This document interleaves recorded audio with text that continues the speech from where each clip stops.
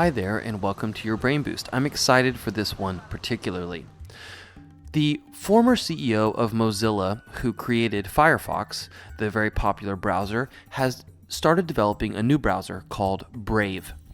They're building Brave because they feel that advertising and pixel tracking technologies have, quote, polluted the internet and eroded user control over the browsing experience, end quote.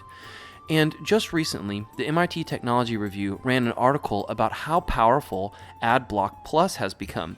It's the most popular ad blocking software on the planet, and it's used by nearly 100 million users worldwide. And if you think about this, most likely these 100 million users are among the most sophisticated on the internet, and thus the most valuable users to advertisers. What you need to be thinking about is that ultimately, user experience and privacy is going to win this battle over advertisers.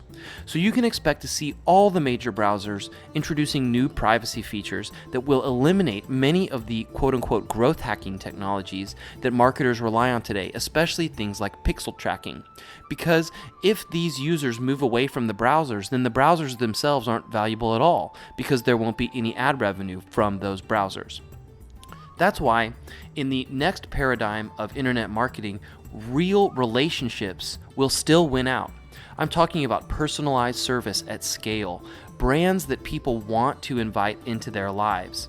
So I encourage all of the digital marketers and people who are in touch with digital marketers watching this update to encourage focusing on building relationships with your customers and community at scale.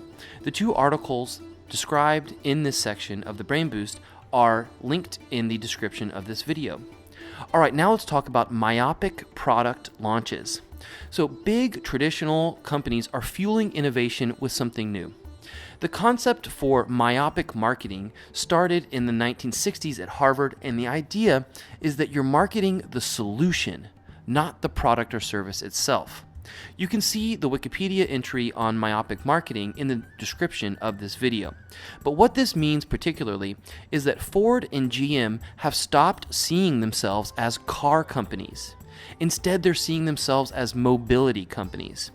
You might see that a wave of startups will start focusing on researching a type of need, for example, mobility or education, in an extensive and deep way with no product or service in mind at the beginning.